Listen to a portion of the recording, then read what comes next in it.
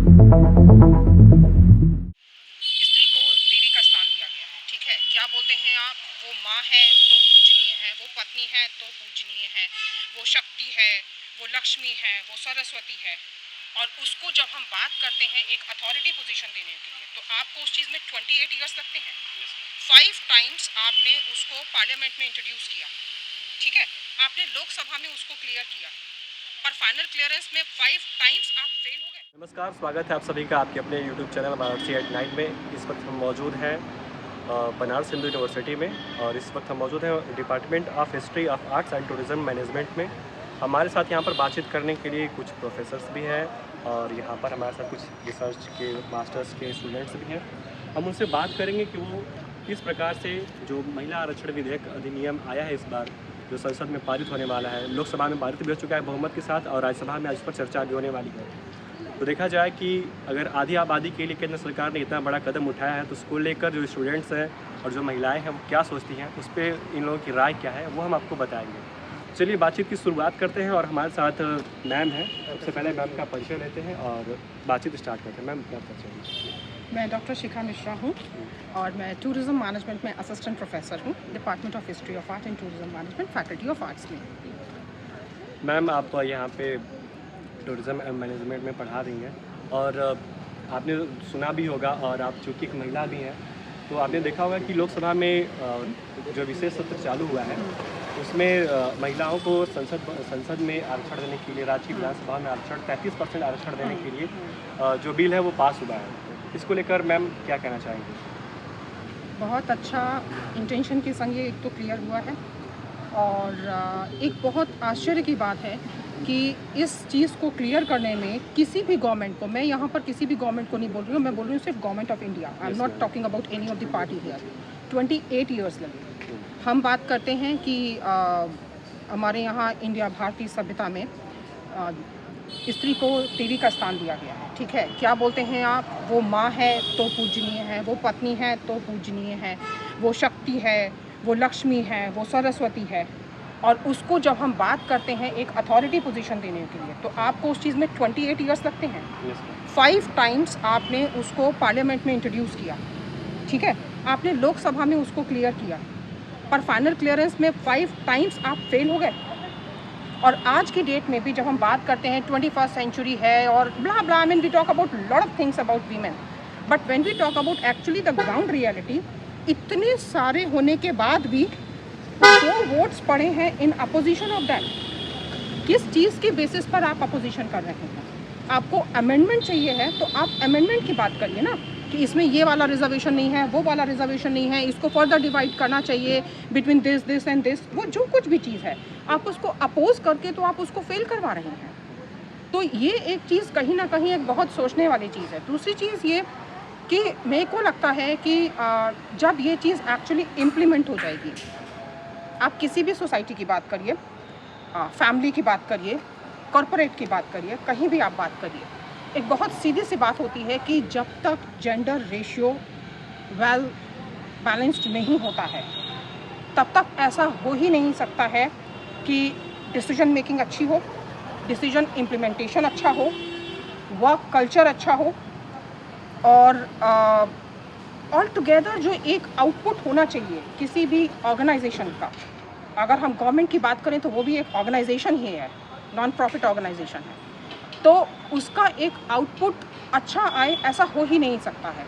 हम क्यों कहते हैं कि पॉलिटिक्स में इसके संग ये हुआ, normally I am talking about ladies यार, इस लेडी के संग ये हुआ, उस लेडी के संग ये हुआ, और ऐसा था और वैसा था, क्योंकि वहाँ पर जेंडर रेशियो मैनेज्ड नहीं है, राइट। अगर हम 33% की भी बात करें तो 33% आप रिप्रेजेंटेशन दे रहे हैं 50% पॉपुलेशन का, राइट।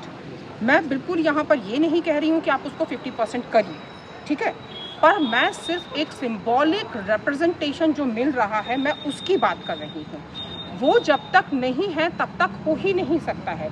उसके होने के बाद ही कितने सारे हमारे बिल्स आते हैं जहाँ पर जितना अच्छा ओपिनियन एक लेडी दे सकती है। आप किसी भी ऑर्गेनाइजेशन में चले जाइए, इंडिया में आप आकर के देखिए कितने आपको ऑर्गेनाइजेशंस मिलेंगे, चाहे वो प्रॉफिटेबल हो चाहे वो नॉन प्रॉफिटेबल हो, जहाँ पर आपको वॉशरूम्स अलग मिलेंगे लेडीज़ के लिए, कितने आपको फीडिंग रूम्स मिलते हैं, कितने आपको लेडीज़ एक्सक्लूसिव चेम्बर्स मिलते हैं, ठीक है, जब हम इंक्लूसिविटी की बात करते हैं, जब हम एक्सेसिबिलिटी की बात करते हैं, female population in India is approximately 47%।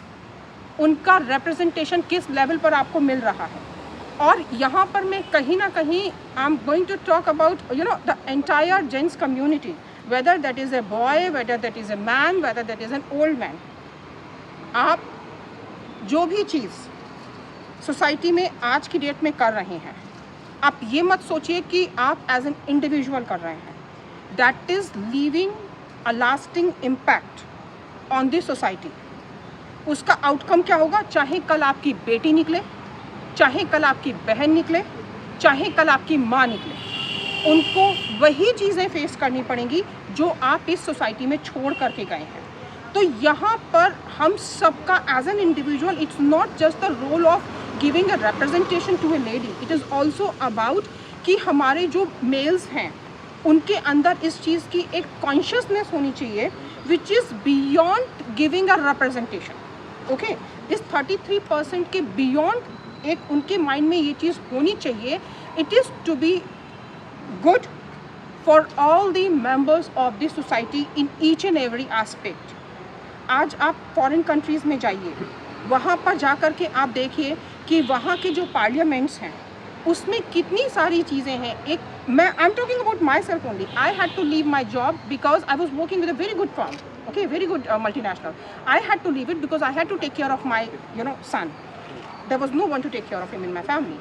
So when we talk about this thing, आज की डेट में जब मैं देखती हूँ, आज से अप्रॉक्सीमेटली 25 ईयर्स के बाद, आज हमारे पास ऐसे इंस्टीट्यूशंस हैं, ऐसी ऑर्गेनाइजेशंस हैं जो कि क्रच फैसिलिटी इंडिया में है, जो क्रच फैसिलिटी दे रही हैं इन किड्स को जिनकी मदर्स वर्किंग है। क्या ये कहीं ना कहीं हमारा टैलेंट सामने नहीं आ रहा है? ये बात यहाँ पर इसकी नहीं है कि अगर उनको जॉब नहीं मिलेगी तो किसी और को मिल जाएगी। बात यहाँ पर ये है कि राइट टैलेंट को अपॉर्चुनिटी मिले। वो टैलेंट अगर एक बॉय के पास है, एक मेल के पास है, जेंट्स के पास है, उसको मिले। अगर एक लेडी के पास है तो उसको मिले। बट ये जो राइट बैलेंस ऑफ जेंडर जो होता है ना, ये बहुत इम्पॉर्टेंट है। ये चीज़ ना सिर्फ रिजर्वेशन से नहीं मिलेगी, एक टोटल माइंडसेट को चेंज करने से मिलेगी, एक पूरा हमारा एक एटीट्यूड चेंज करने से मिलेगी। तो वो चीज़ मुझे लगता है कि ये बहुत अच्छी चीज़ है, बट ये जस्ट एक फर्स्ट स्टेप है। हमको इसके आगे भी आगे बढ़ कर के बहुत कुछ करना है। और जब ये वाली हमारी पार्लियामेंटेरियंस आएंगी 33% रिजर्वेशन वाली, आज की डेट में 15% से बिलो हैं और राज्यसभा में बिलो आई थिंक 20% है, शायद 30% से बिलो है, राइट। तो जब ये आएंगी और वो उस पर्सपेक्टिव से चीज़ों को देखेंगी, तो जहाँ पर मैं आफ्टर इफेक्ट आपको बता रही हूँ ना, विच आर बियॉन्ड रिजर्वेशन, वो चीज़ें कहीं ना कहीं प्लान होंगी और इम्प्लीमेंट होंगी। तो आपने सुना और ये देखा भी कि मैम ने किस तरीके से वुमेन रिजर्वेशन मिल के जो आने के बाद जो बदलाव होंगे उनके बारे में बात की, और साथ साथ अभी कौन कौन सी वर्तमान समस्याएं हैं जिसको ये अधिनियम पारित होने के बाद, आरक्षण लागू होने के बाद कौन कौन सी चीज़ें बदल सकती हैं, उस पर उन्होंने बहुत ही अच्छे तरीके से अपनी बात रखी। मैम एक सवाल आपसे और मैं दूँगा, जैसे कि लोकसभा में या पूरे राज्यसभा में, पूरे संसद में जब महिलाओं का प्रतिनिधित्व बढ़ जाएगा, उसके बाद जब महिलाओं के पास एक तरीके से राजनीतिक विरासत आ जाएगी, राजनीतिक पावर आ जाएगा, पॉलिटिकल पावर आ जाएगा, तो फिर वो किस तरीके से जो उनके खिलाफ अभी प्रेजेंट टाइम में जो प्रॉब्लम्स आती हैं उसको किस तरीके से वो टैकल कर पाएंगे, उसको सुधार करने के लिए क्या क्या चीज़ें वो कर सकती हैं? एक पर्सपेक्टिव ऐड होगा, चाहे हम किसी भी प्रॉब्लम की बात करें उसमें एक पर्सपेक्टिव ऐड होगा। देखिए, आप किसी बच्चे की ही बात कर लीजिए, मैं यहाँ पर जेंडर रिलेटेड बात ही नहीं कर रही हूँ, मैं I am talking about a citizen of India, right. आप एक बच्चे की बात करिए, आप अपने घर में ही देखिएगा, जो पर्सपेक्टिव फादर का होता है या जो ग्रैंडफादर का होता है, जो पर्सपेक्टिव आपका ग्रैंड मदर का होता है, मदर का होता है, सिस्टर का होता है, वो डिफरेंट होता है। तो अगर आप किसी के लिए भी किसी भी चीज़ को प्लान कर रहे हैं, उसमें जब तक आप सारे ओपिनियंस को नहीं ऐड करेंगे, पर्सपेक्टिव्स को नहीं ऐड करेंगे, आप राइट प्लानिंग कर ही नहीं सकते हैं, ठीक है। तो ये चीज़ जब हम बात करते हैं तो सबसे बड़ी बात यहाँ पर ये होगी कि आपको, जब हम रिप्रेजेंटेशन बोलते हैं ना, रिप्रेजेंटेशन का मतलब यही होता है to get other opinions also which were somehow for some reason neglected by now.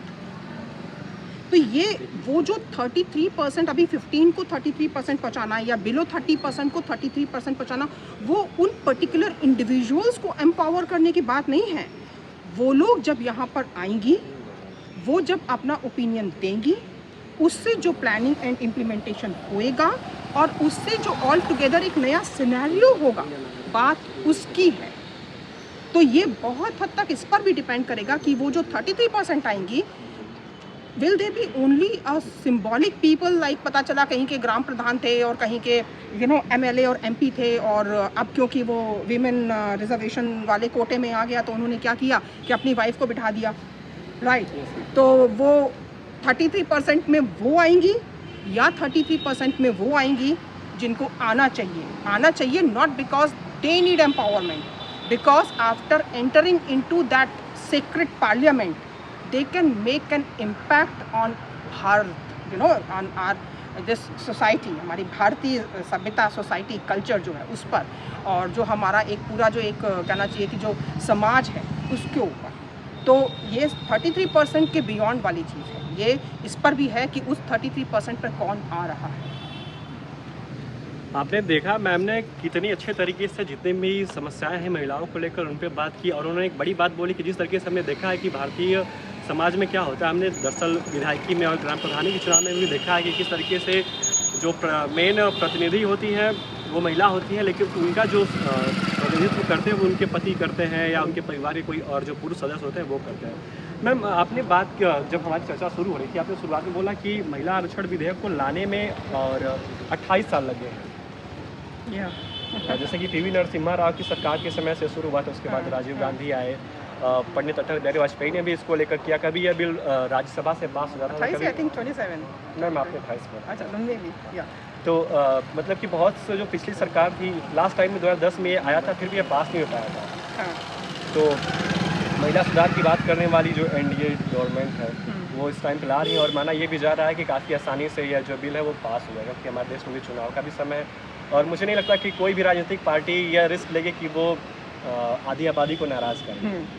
Ma'am 28 साल लगे, बहुत सारी चीज़ें बदली, हमने देश में बहुत सारी चीज़ों को लेकर, महिलाओं को लेकर बहुत सारे अपराध भी देखे, बहुत सारे टिप्पणियाँ भी ऐसी आती रहती हैं। तो इस पूरे घटनाक्रम को कैसे देखती हैं, और वर्तमान सरकार जो इसको ला रही है इस पर क्या कहना चाहिए? I'm thankful to them. I'm really thankful to this government for bringing this thing, and I think it's 27 years, not 28 years. Past government ने खुद ही ये बता दिया था कि वो क्यों इसको राज्यसभा में क्लियर नहीं करवा पाएगी, तो मुझे बोलने की ज़रूरत ही नहीं है, उनकी अथॉरिटीज़ ने खुद ही बोल दिया था कि वो क्यों नहीं करवा पाएंगी। अनफॉर्चुनेट था, और शायद यही सारी चीज़ें थी जिसको मैं यहाँ किसी पॉलिटिकल पार्टी की बात नहीं कर रही हूँ। आई am talking about government of India and the citizens of India who vote for them. हम बात कर सकते हैं कि भारत में जो भी राजनीतिक पार्टियां हैं वो महिलाओं को लेकर किस प्रकार से सोचती हैं, मतलब सबके पास चांसेस आते हैं, जैसे कि हमारे पास 10 साल कोई और प्रधानमंत्री का, कोई 10, लेकिन ये होता है कि आपके अंदर मतलब कि विल पावर क्या है, आप महिलाओं को लेकर उनकी स्थिति के बारे में सुधार किस प्रकार से करना चाहते हैं, ये भी तो मैटर करता है। बहुत मैटर करता है, बहुत ज़्यादा मैटर करता है, और मुझे नहीं लगता है कि every party can actually dare to take a step जो 5 टाइम्स तक 5 टाइम्स तक हाफ आगे बढ़ करके रिजेक्ट हुआ, पार्शली क्लियर हो करके, और फिर कुछ भी नहीं हुआ तो ऑटोमेटिकली वो ख़त्म हो गया। तो इसके लिए तो वही गवर्नमेंट हिम्मत कर सकती है जिसके पास बिल्कुल क्लियर मेजॉरिटी हो, कॉन्फिडेंस हो, इंटेंशन हो, और ऐसी गवर्नमेंट को चूज़ करना ये हमारा काम है। उन्होंने किया, ये बहुत अच्छी बात है, ठीक है, उनके मैनिफेस्टो में था, उन्होंने किया, ये बहुत अच्छी बात है, पर हमारा भी कहीं ना कहीं ये काम है कि हम जो पैसों के लिए वोट करते हैं, आपको ये ज़मीन दे दी जाएगी वोट करते हैं, एक आध वाइन बॉटल के लिए वोट करते हैं, इन चीज़ों के हम आगे बढ़ें, वो ले करके हम क्या 5 इयर्स तक सर्वाइव कर सकते हैं, हमको ये सोचने की ज़रूरत है। तो I think it's new India, it's really new India, and mindset of the people is changing, government is changing, and I'm absolutely proud to be part of this India, frankly speaking. I really. तो आपने देखा कि किस प्रकार से जो भी सरकार है हमारी वर्तमान की वो महिला आरक्षण विधेयक लेकर आए हैं, और किस प्रकार से जो हमारे साथ प्रोफेसर थी वो उन्होंने अपनी बात रखी, और एक तरीके से देखा जा सकता है कि अगर मैम है जो कि आधी आबादी का प्रतिनिधित्व करती हैं, उनको रिप्रेजेंट करती हैं, तो उनके चेहरे पर साफ साफ खुशी देखी जा सकती है। बहुत बहुत धन्यवाद मैम आपका हमसे बातचीत करने के लिए। तो चलिए यहाँ पर टूरिज्म मैनेजमेंट डिपार्टमेंट के हमारे और बहुत सारे स्टूडेंट्स इनसे भी बात करते हैं। और हमारे साथ बातचीत करने के लिए एक पुरुष छात्र है। पुरुष छात्र मैं इसलिए बोल रहा हूँ क्योंकि हम यहाँ पे महिला पुरुष की बातें कर रहे हैं, तो जाहिर सी बात है कि मुझे पुरुष छात्र बोलना पड़ेगा। सर अपना परिचय दीजिएगा पहले। मेरा नाम विपुल यादव है और मैं यहाँ पे सेकेंड ईयर का स्टूडेंट हूँ। एक बार आप अपने कोर्स, हम बात करें वुमेन रिजर्वेशन बिल की, हाँ, उससे पहले हम यहाँ पर आपके प्रोफेसर के साथ खड़े हैं, डिपार्टमेंट भी खड़े हैं, तो अपने कोर्स के बारे में बता दीजिएगा पहले। हमारे कोर्स का नाम है master of travel and tourism management और ये कोर्स मतलब ट्रैवल एंड टूरिज्म से रिलेटेड सारी चीज़ें कराता है। ये प्रोफेशनल एक तरह से स्पेशल कोर्स है यहाँ पे, और ये यहाँ पे हमारे पास काफ़ी अच्छे स्टूडेंट्स भी रहे हैं जो आज की डेट में काफ़ी अच्छी जगहों पे काम कर रहे हैं। हमारे जो सीनियर्स रहे हैं कुछ एयर इंडिया में 100% प्लीज। और यहाँ पे प्लेसमेंट भी काफ़ी अच्छे हैं। इवन हमारे कुछ सीनियर्स हैं जो मिनिस्ट्री ऑफ टूरिज्म के भी कुछ इवेंट्स और ऑर्गेनाइज होते रहते हैं और वहाँ पे जाते भी रहते हैं। इवन अगर मैं खुद की बात करूँ तो अभी रिसेंटली पाटा की कॉन्फ्रेंस हुआ था नेपाल में, सो हमें वहाँ पे लेके जाया गया था यहाँ पे इंडस्ट्री यहाँ की वजह से। सो ये हमें काफ़ी अच्छी अपॉर्चुनिटीज़ यहाँ पे हमें मिली हैं इस कोर्स के थ्रू। मैंने भी काफ़ी कुछ एक्सप्लोर किया है। सो ये तो कोर्स वैसे ही काफ़ी अच्छा है। पर ठीक है, हम बात करते हैं आपसे। और मेरा दूसरा सवाल आपसे ये है, वो भी अभी टॉपिक से हट के ही होगा। आप अपने प्रोफेसर के साथ खड़े हैं यहाँ पर और आपने बताया कि आपका कोर्स जो है टूरिज्म मैनेजमेंट का है, और जब भारत के बोला जाता है कि अतिथि देवो भव, और इसके लिए आपको बहुत ही ज़्यादा हम्बल तरीके से देखा जाए कि बहुत अच्छे से ट्रीट करना आना चाहिए लोगों को। तो आपके प्रोफेसर आपको कैसे ट्रीट करते हैं? आप प्रोफेसर के सामने खड़े हो तो ये मत बोलिएगा, जो रियलिटी वो बताइएगा। ऐसा कुछ नहीं। जो क्या सिखाया जाता है आप लोगों को? किस तरीके से मतलब टूरिस्ट आते हैं उनके साथ किस तरीके से बिहेव करें, उनको चीज़ें अगर टूर करा रहे हैं तो क्या करें? टूरिज़्म एक ऐसा कोर्स या मतलब एक ऐसा सेक्टर है ना जहाँ पे आपको बहुत हम्बल ये जो चीज़ें हैं ना, एक तरह से आप पर्सन को एक तरह से सर्विस प्रोवाइड कर रहे हैं। और आप जानते हैं कि आप जितना बेटर वे में उसके साथ बिहेव करोगे अपने टूरिस्ट के साथ और उनको जितना एक अच्छा एक्सपीरियंस दोगे, वो आपको उतना ही ज़्यादा पसंद करेंगे। तो मुझे लगता है कि ये किसी टीचर के थ्रू नहीं सीखा जा सकता, ये खुद के थ्रू भी ये चीज़ें ऑब्जर्व करने लायक है कि मैं किसी, आप टूरिस्ट हो या ना हो, पर एज अ पर्सन मैं आपसे कैसे मिलना हो, ये भी बहुत इंपॉर्टेंट मैटर करता है।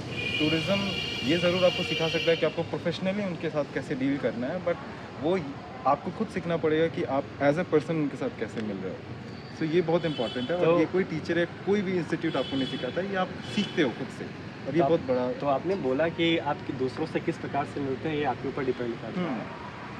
तो हमारे देश में अभी महिला आरक्षण विधेयक आया है, अब लोकसभा से पारित भी हो गया बहुमत के साथ।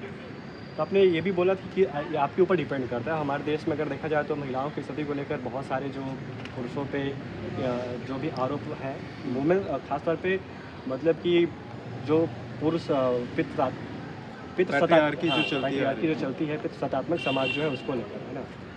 किस प्रकार से आप देखते हैं इस विधेयक को? सबसे पहले ना मैं इंसिडेंट की बात करूँगा जो रिसेंटली अभी मणिपुर का जो इंसिडेंट हुआ था एक औरत के साथ। आपको लगता है कि अगर औरतें उतना ज़्यादा सशक्त होती, मैं उस स्टेट की भी बात कर रहा हूँ, तो उस इंसिडेंट के होने के बाद मुझे लगता है कुछ ठोस कदम उठाए और भी अच्छे से जाते, और एक औरत उस चीज़ को ज़्यादा बेहतर तरीके से समझ सकती है, वो उन चीज़ों को और ज़्यादा बेहतर तरीके से रिप्रेजेंट कर सकती है उन अथॉरिटीज़ के सामने। तो यहाँ पे हमें लगता है कि कुछ चीज़ें मेल नहीं समझ पाता है साइकोलॉजिकली अगर हम बात करें, या एज अ इन थॉट्स की बात करें। और वुमेन्स हम जानते हैं कि मल्टीटास्किंग भी होती है, तो बहुत सारी चीज़ें हैं जो वुमेन कंट्रीब्यूट करती हैं एज अ सोसाइटी में। सो अगर हर जगह पे 33%, अगर अभी हम 33% की बात कर रहे हैं, अगर हम इस तरह से अपॉर्चुनिटी देते हैं वुमेन्स को, तो ना सिर्फ हम नारी सशक्तिकरण पे बहुत ज़्यादा हम उस पर आगे बढ़ेंगे एज अ कंट्री, क्योंकि हमें अभी तक थर्ड वर्ल्ड कंट्री कुछ कंट्रीज़ के द्वारा माना जाता रहा है। और इसके अलावा हमें ये भी कंसिडर किया जाता है कि हम बहुत पिछड़ी हुई सोच के हैं, और हमारे यहाँ जो औरतें हैं उनको उतनी छूट नहीं दी जाती, उनको उतने अपॉर्चुनिटीज़ नहीं दी जाती। तो एक ऐसा विधेयक है जिसके थ्रू औरतों को बहुत कुछ अपॉर्चुनिटीज़ मिलेंगी और बहुत अच्छा काम कर सकती हैं, उन चीज़ों को वो आगे रख सकती हैं जो अभी तक हमें नहीं समझ में I as a mail patriarchy में, जैसे अभी तक जो चलते आ रहा है। मतलब आपका ये मानना है कि अगर महिलाओं को ये अधिकार दिए जाते हैं तो वो अपने लिए जो ज़रूरी सुधार है वो खुद से ही कर सकती खुद से भी कर सकती हैं, क्योंकि हमें उनको बहुत कुछ करने की ज़रूरत नहीं है।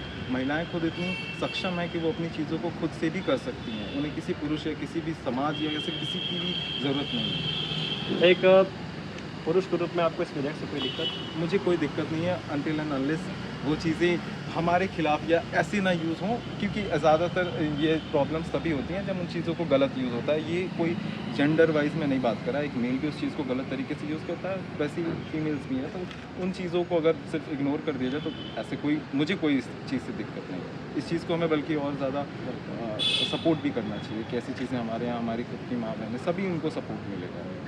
अच्छा अपॉर्चुनिटी। धन्यवाद आपका। चलिए बातचीत के दौर में आगे बढ़ते हैं। हमारे साथ एक और स्टूडेंट हैं और ये खुद एक गर्ल भी है, तो अपना इंट्रोडक्शन लीजिएगा। I'm Soumya Gupta and I'm pursuing my master's from the Master in Tourism and Travel Management. So I would like to say about this course. This is the very nice course. We can say that कि इस course में हमें हमारे सारे जितने तरह के improvement कर सकते हैं, चाहे कोई भी हो, हमें सारे प्रोफेसर सभी लोगों से काफ़ी हेल्प मिलते हैं और सभी लोग यहाँ काफ़ी हेल्पिंग हैं, जो आपको मतलब कि अगर आप ज़ीरो लेवल आए मतलब कि हम ज़ीरो लेवल पे हम आए बिल्कुल, और हमें बहुत कुछ सिखाया जा रहा, कैसे जैसे कि आपने पूछा कि कैसे इम्प्रूवमेंट किसी से, कैसे अगर टूरिस्ट आ रहे थे उससे कैसे इंटरेक्ट करना, क्या नहीं करना, तो ये सब हम लोग को ज़ीरो लेवल से सिखाया जा रहा है, कैसे क्या करना, कैसे नहीं करना और किस चीज़ पे हम लोग को ज़्यादा फोकस करना खुद को, ताकि किसी को प्रॉब्लम ना हो। ये सब बहुत मतलब ये बहुत सही चीज़ है, बहुत अच्छा हम लोग को प्लेटफॉर्म मिला है एज ए BHO।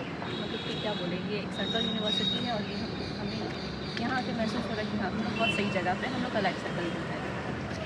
आपने बोला कि लाइफ सेटल्ड है, बात कर लेते हैं मैम जिस टॉपिक पे हम सबका ओपिनियन ले रहे हैं, इसको लेकर क्या किस तरीके से देखते हैं?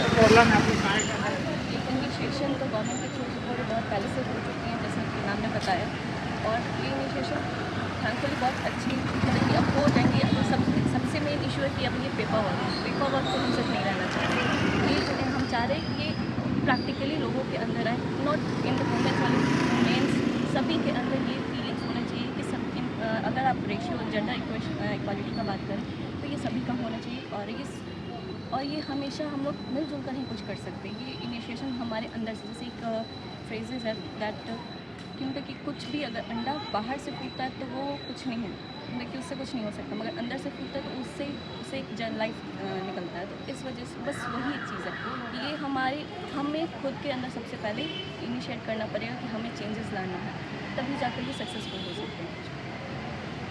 एक अभी आप स्टूडेंट हैं और आपने लाइफ देखी हुई आपने, एक महिला के रूप में अभी तक आपको किन किन परेशानियों का सामना करना पड़ता है, और आप क्या सोचते हैं कि अगर आपके पास कुछ राजनीतिक पावर आती है और पार्लियामेंट में आपका प्रतिनिधित्व बढ़ता है, तो कौन कौन से ऐसे सुधार हैं जो आप अगर आपके हाथ में खुद वो पावर आता है तो कौन कौन सुधार कर सकते हैं, जो कि आमतौर पे वुमेंस को, गर्ल्स को सोसाइटी में फेस करना पड़ता है?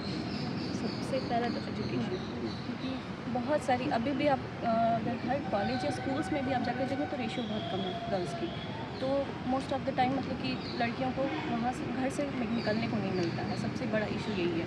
तो इस मेंटालिटी को सबसे पहले चेंज करना, और अगर हर एक लड़की पढ़ेगी तो वो सिर्फ अपने घर पर नहीं पूरी सोसाइटी में चेंजेस लाएंगी, तो ये बहुत ज़रूरी है सोसाइटी में चेंजेस। और फिर एम्पावरमेंट का देखा जाए तो बहुत सारा, और क्योंकि देखिए सिक्योरिटी के बात है, सबसे बड़ा इशू इंडिया में सिक्योरिटी, क्योंकि सिर्फ ये इंडियंस के लिए नहीं सिर्फ, बाहर से भी बहुत सारे फॉरेनर्स आते हैं, तो सबसे पहले उनके वहीं अराइज होता है कि सिक्योरिटी, क्योंकि इंडिया की एक ऐसा इमेज बनाया सभी के अंदर कि वहाँ बहुत करप्शन होते हैं ये वो, तो इन सब को भी लेकर बहुत हद तक ये मायने रखता है कि हम लोग को इन्हांस करना है इन सभी चीज़ को। आपने पंचायत वेब सीरीज़ देखी? नहीं। आप में से किसी ने पंचायत वेब सीरीज़ देखी?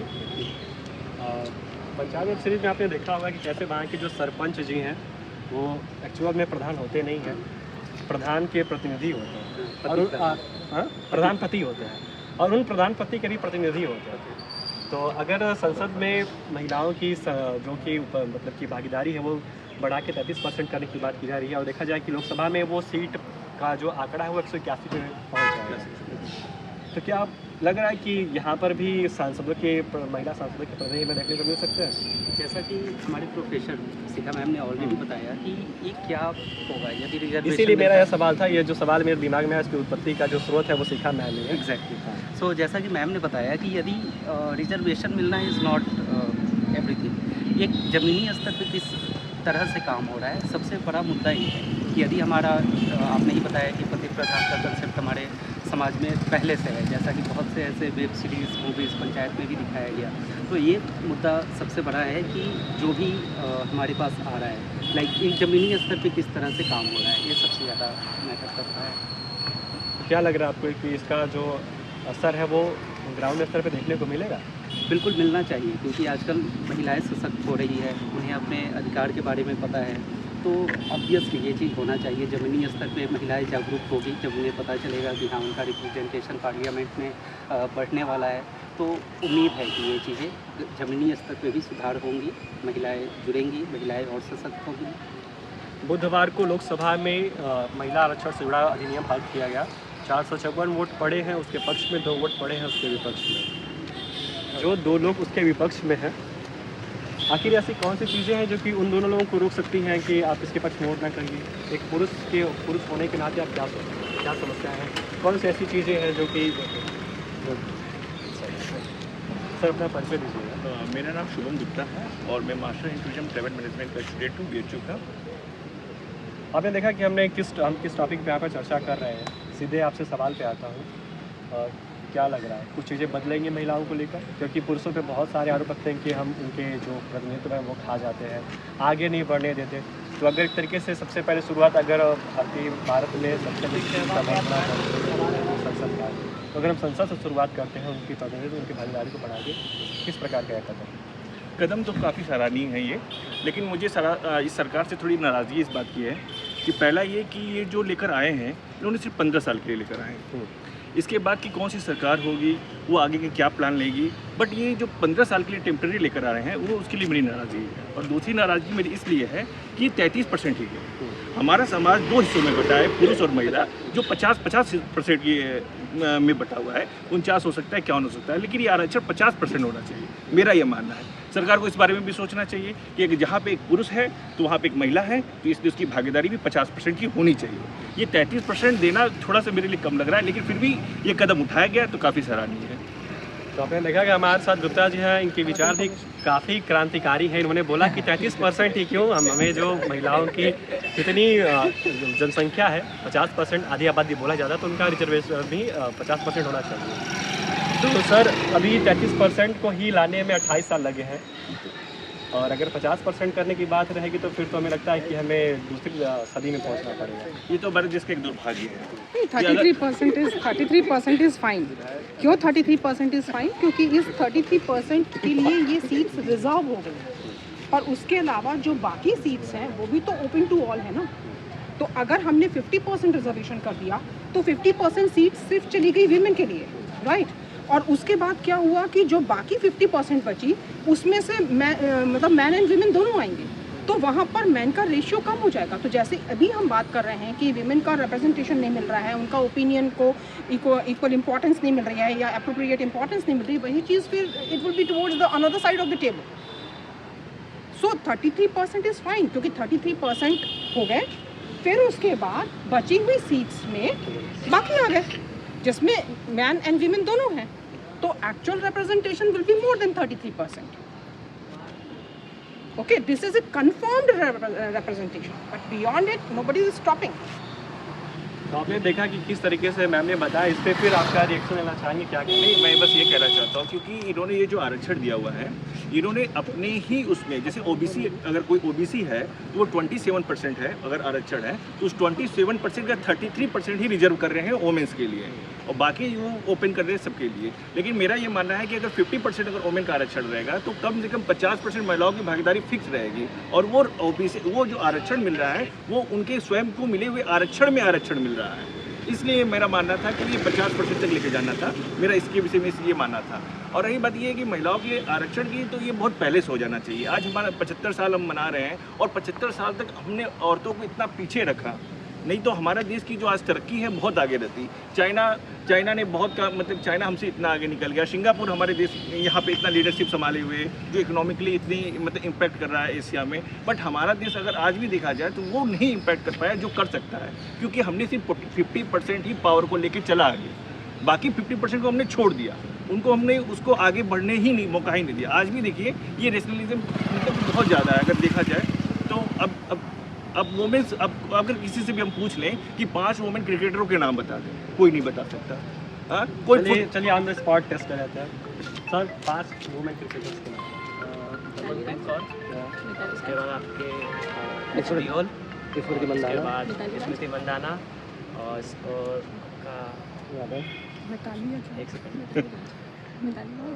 ऐसे आगे नहीं एक मिनट बता रहे। स्मृति मंदाना और आपके बॉलर हो गए इतना सोचना पड़ेगा। लेकिन जाहिर सी बात है एक सही ऐसा देश जहाँ पे क्रिकेट को धर्म की तरह पूजा जाता है, क्रिकेटर्स को भगवान की तरह पूजा जाता है, लेकिन उसमें सिर्फ भगवान पूजे जाते हैं, देवियाँ नहीं पूजी जाती हैं।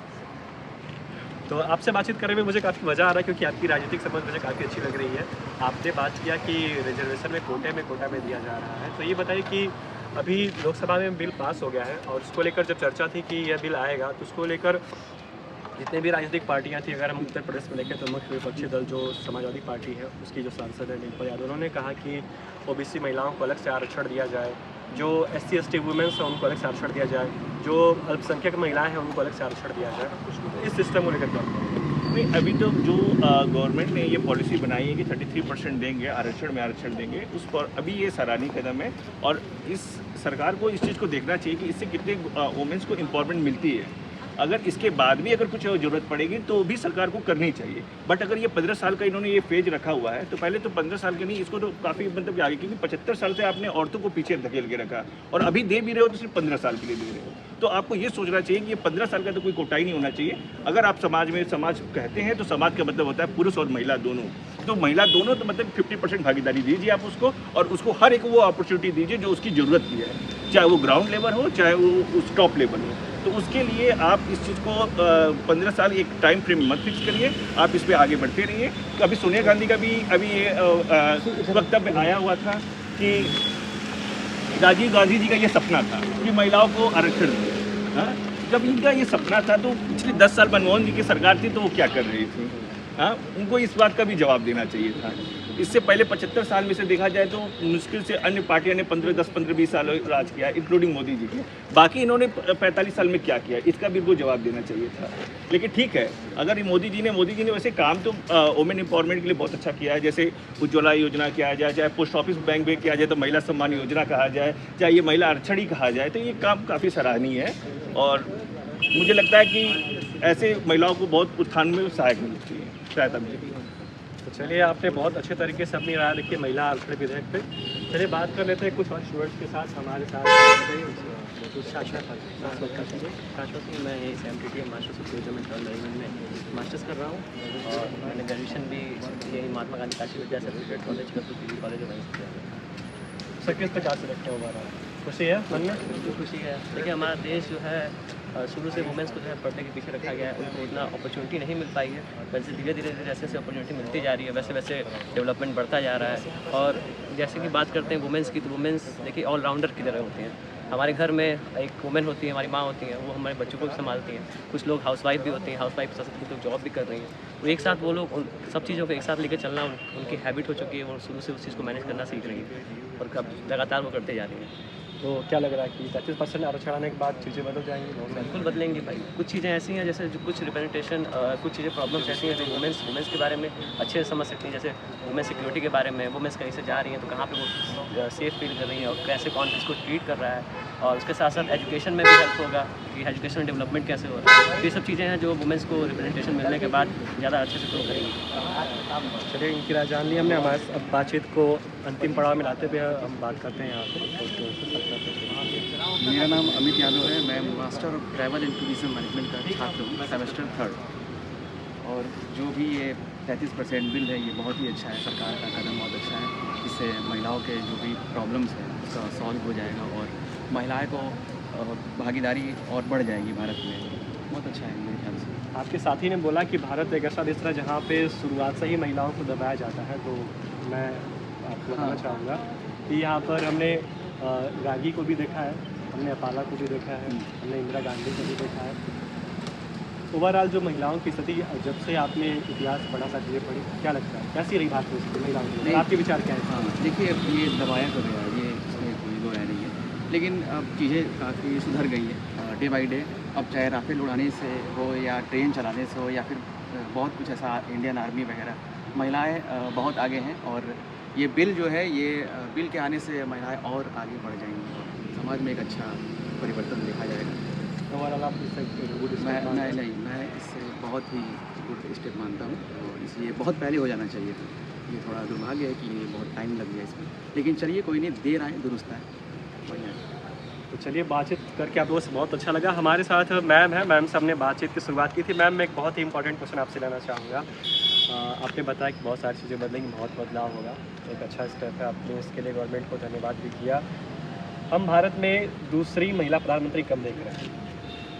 I hope very soon. कौन सी लोकसभा में, 19वीं या 20वीं में हम देख रहे हैं? कब देख रहे हैं? President I like Modi ji, so I will not replace him with some other, even if she is a woman. But maybe next week.